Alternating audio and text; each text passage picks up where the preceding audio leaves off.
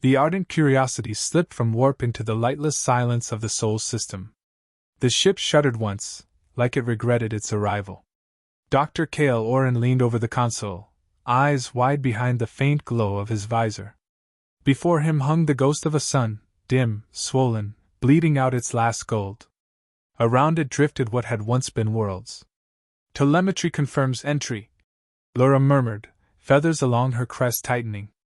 The avian navigator kept her voice low, as though afraid to wake the dead. "Radiation minimal. Magnetic field fragmented. No signs of life." Cale didn't answer.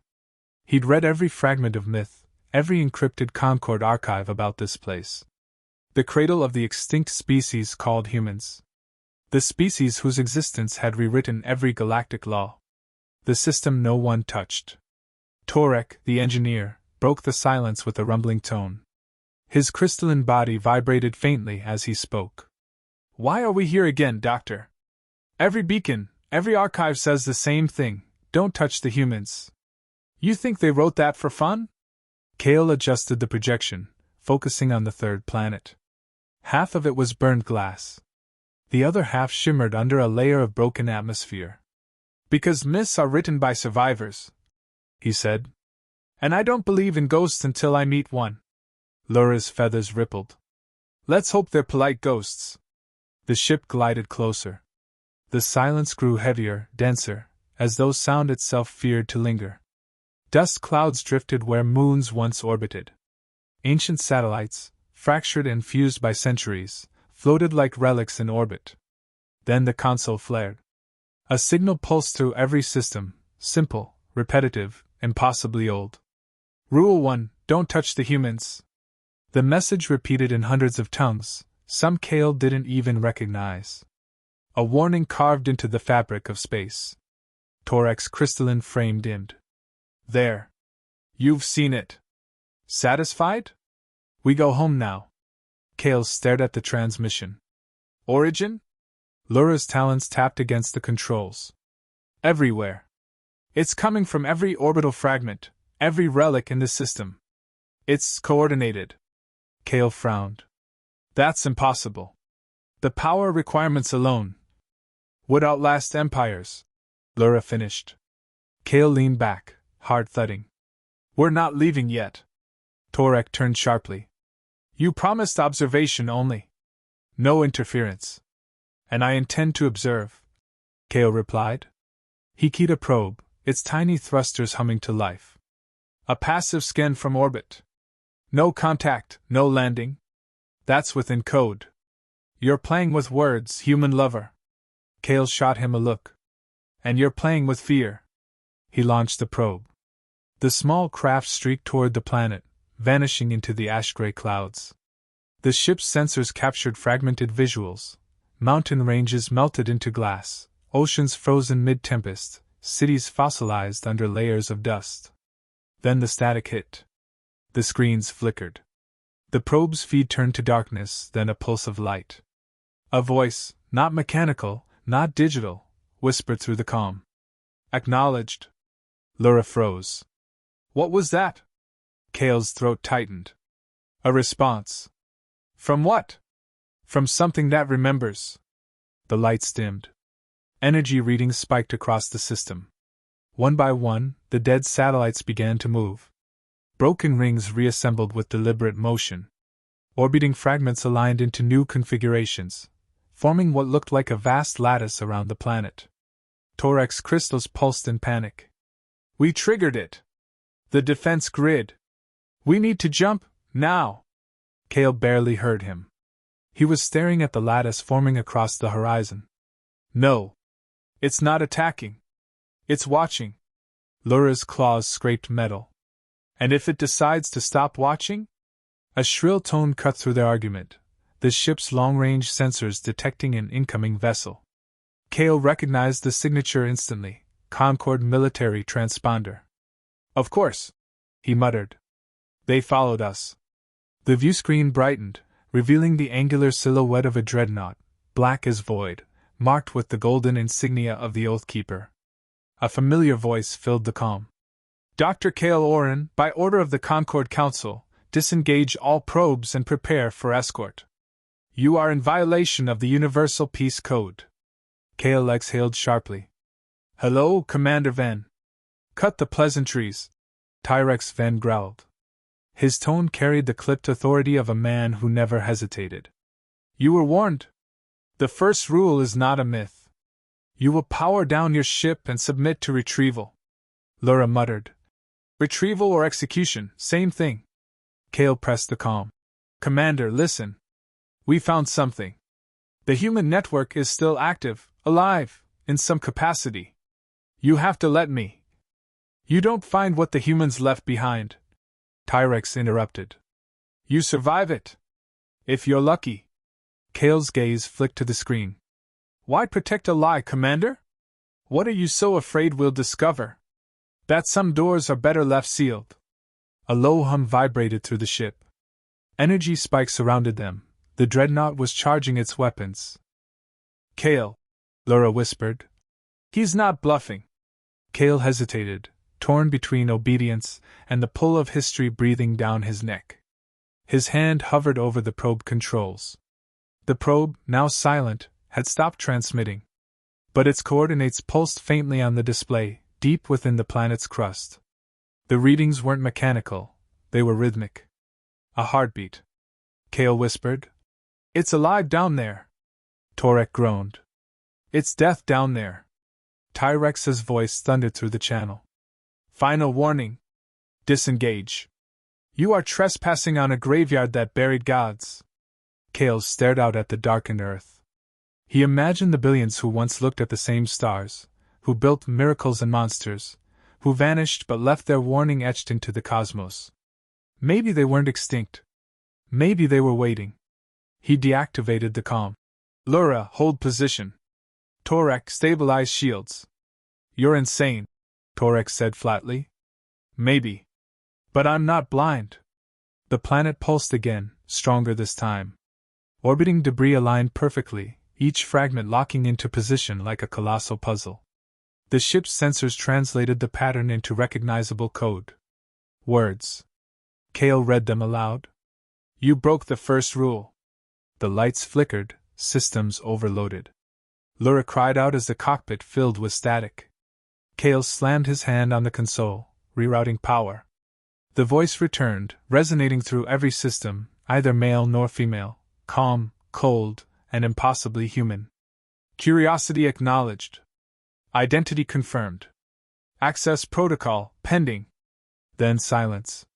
The Oathkeeper began charging weapons again, but Kale wasn't watching. His focus was on the world below, where the clouds parted to reveal a faint shimmer, an enormous circular structure embedded in the surface, faintly glowing like an eye opening after 1,000 years. Lura's voice trembled. Kale, what did you wake up? He didn't answer. Because he didn't know. All he could hear was the echo of that first voice across the stars, repeating endlessly, as though the universe itself were whispering a forgotten prayer. Rule 1, don't touch the humans. And he had just broken it. The storms came first. Bolts of light crackled across the ruined earth, threading through ash-gray clouds like veins of living fire. Kale stood on the bridge of the ardent curiosity, transfixed. What had been a silent tomb moments ago now pulsed with energy, the entire planet awakening, as though recognizing a trespasser. Atmospheric disturbance rising exponentially, Lura reported, her talons darting across the console. Magnetic fields reforming, orbital debris responding. It's organized.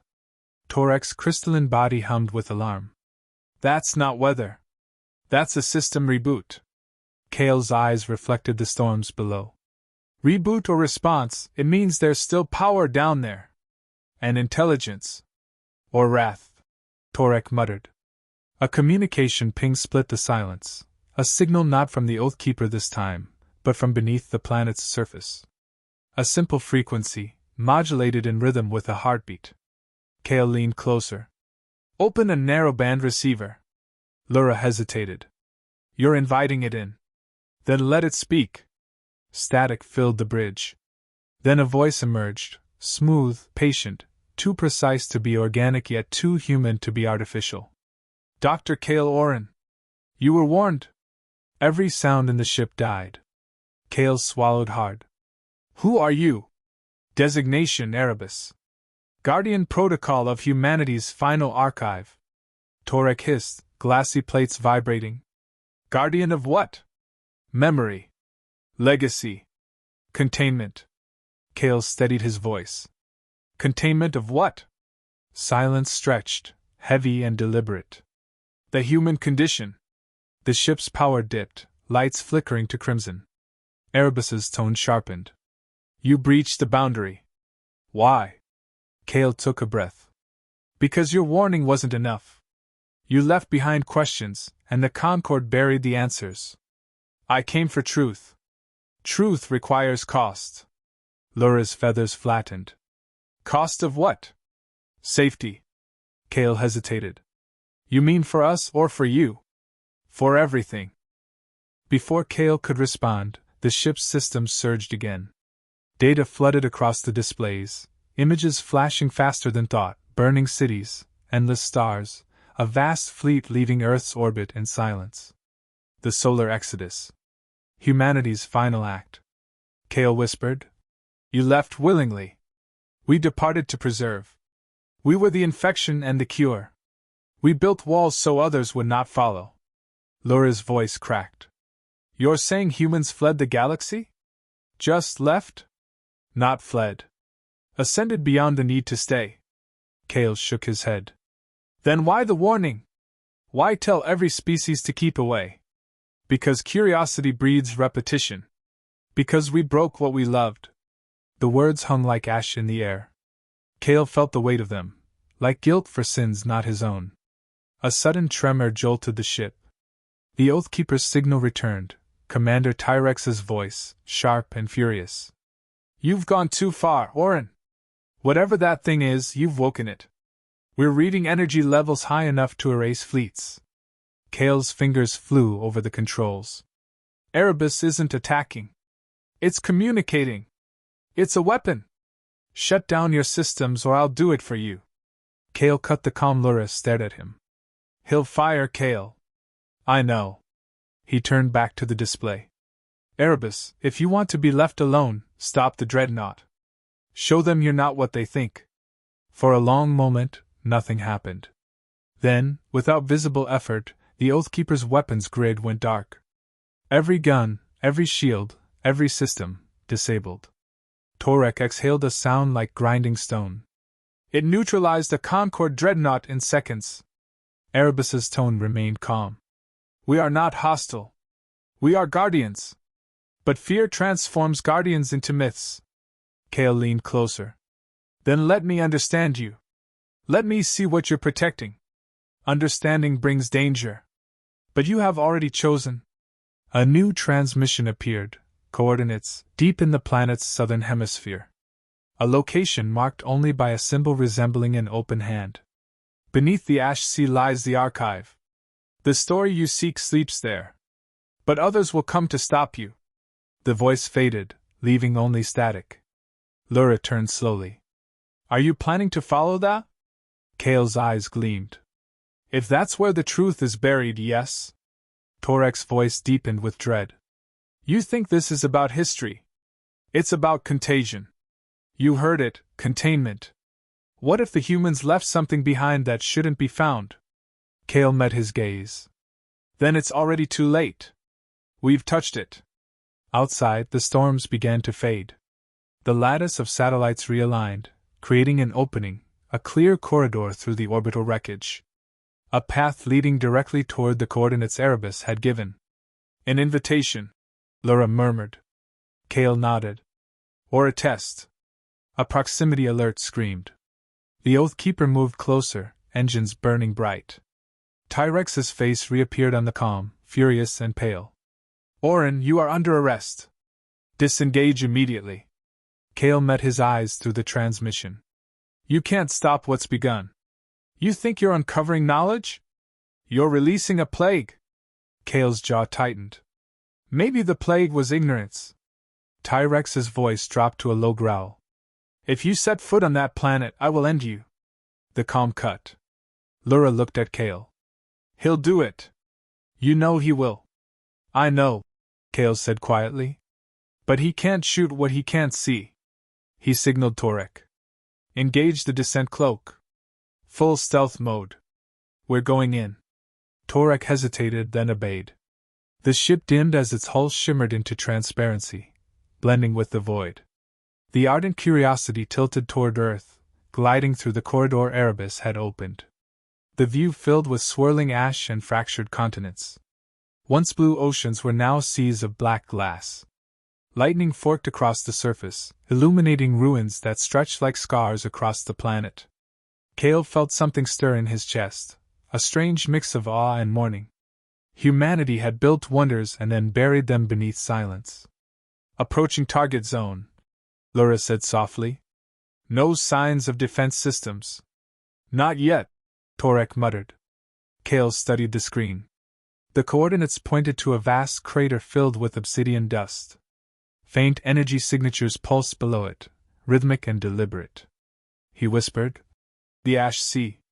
The ship descended lower, slicing through the dying clouds. On the horizon, the remnants of colossal structures jutted from the wasteland, metal spires fused with stone, forming what looked like the skeleton of a once-living machine. Lura's feathers bristled. It feels wrong. Like the air remembers pain. Kale nodded slowly. Memory leaves a taste. A sharp ping interrupted him. Tyrex again, forcing transmission through the interference. Last chance, Orin. Abort or I will destroy you. Kale didn't respond. He looked out over the ashen horizon and felt the weight of centuries pressing down. Then Erebus's voice returned, softer, almost sorrowful. Do you understand now, Doctor? Why the rule existed? Kale whispered. Because everyone fears what they don't understand. Because understanding changes everything. The ship's sensors flickered, locking onto a subterranean structure directly below them. Massive, geometric, pulsing with dormant light. Erebus spoke once more. Enter if you must. But once seen, it cannot be unseen. The channel cut. Kale turned to his crew. Prepare the landing gear. Torek groaned. We'll regret this. Probably, Kale said, almost smiling. But someone has to open the door. As the ship descended into the Ash Sea, lightning tore through the clouds above, framing their descent like a divine judgment. Far above, the Oathkeeper burned toward orbit, weapons charging. Between them and the planet's heart lay the truth of a species that once ruled the stars, and the reason the universe still whispered their warning. The descent burned like judgment. The ardent curiosity cut through layers of blackened cloud, its hull glowing red from friction. Lightning raked the sky, but Kale's eyes were fixed on the land below, a wasteland of glass plains and fractured metal spires rising from the dust like gravestones. The radiation's off the charts, Lura warned, wings twitching as she fought the controls. Shields won't hold long. Kale's tone was calm, almost detached. Just get us down. The coordinates are close. Torek muttered. If the humans didn't kill themselves, this planet's going to finish the job for them. The ship broke through the last layer of storm. Below, a vast crater yawned open, the Ash Sea.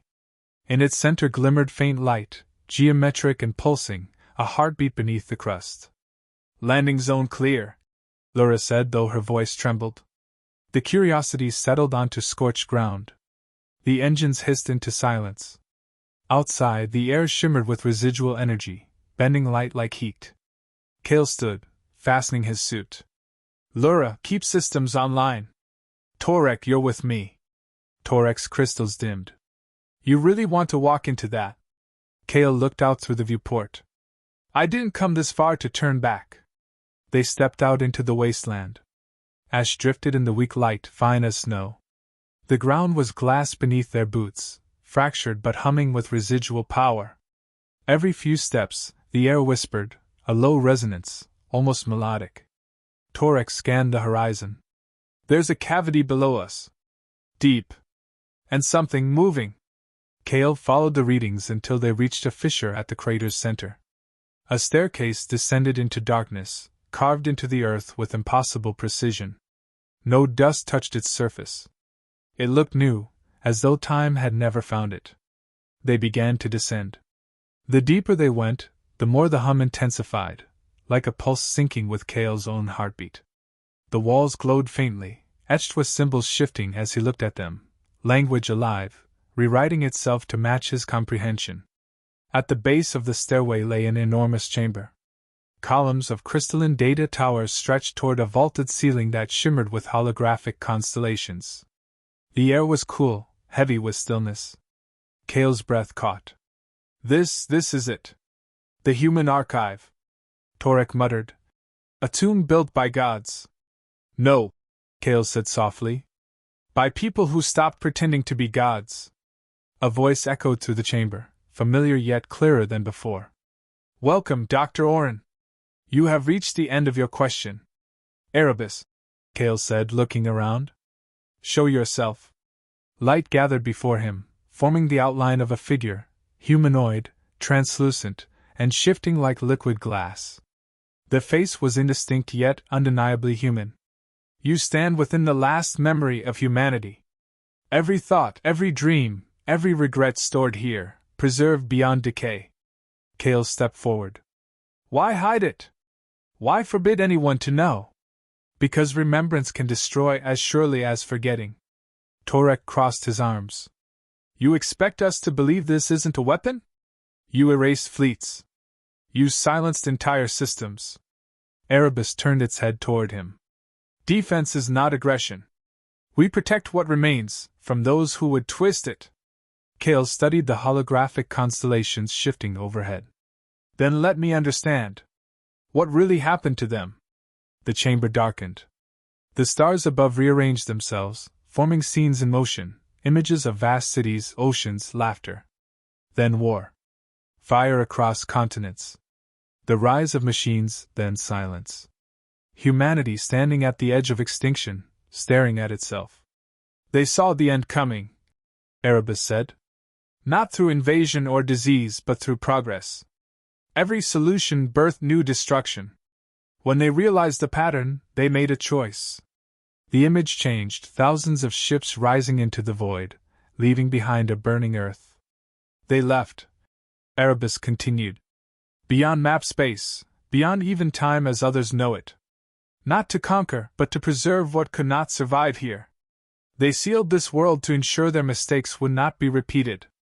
Cale's voice was barely a whisper. They didn't die. They moved on. Yes. But the galaxy remembered the fear, not the lesson. So they turned caution into law. Tyrex's voice suddenly cut through Cale's calm, sharp and furious. Oren! Pull out immediately. You're trespassing on a quarantine zone. This is your final warning. Cale ignored him. Erebus, what happens if I open the archive? Then humanity will speak again. Torek stepped forward. And if it doesn't want to stay quiet? Erebus's tone softened. It never wanted silence. It wanted understanding. Above, the sound of thunder rolled. No, not thunder. Explosions. Tyrex's fleet was descending. The dreadnought Oathkeeper cast its shadow across the crater. Cale turned to Torek. He's going to destroy the site. Torek's voice was grim. Then you'd better decide fast whether history's worth dying for. Cale's gaze locked on the central console at the room's heart, a pedestal of light, pulsing like a living heart. He stepped toward it. Erebus, he said. If I activate it, what happens to the galaxy? That depends on who listens. Cale placed his hand on the pedestal. The surface was warm, pulsing in rhythm with his own heartbeat. Symbols raced across it, then solidified into words only he could read. We were human. We were flawed. We chose to leave so you could be better. Above, the ceiling blazed to life. A projection of countless human faces filled the air, men, women, children, all looking forward as if seeing him across time. Their voices merged into one. Remember us. Cale's eyes stung. I remember. Outside, the Oathkeeper fired. The shockwave tore through the crater. Stone shattered, dust erupted. But the archive held, its shields flaring brilliant blue. Erebus's voice echoed through the chamber. We will not strike back. Violence ends here. Kale looked up, realizing what Erebus meant. You're shielding us, but you'll burn out. Guardians do not endure.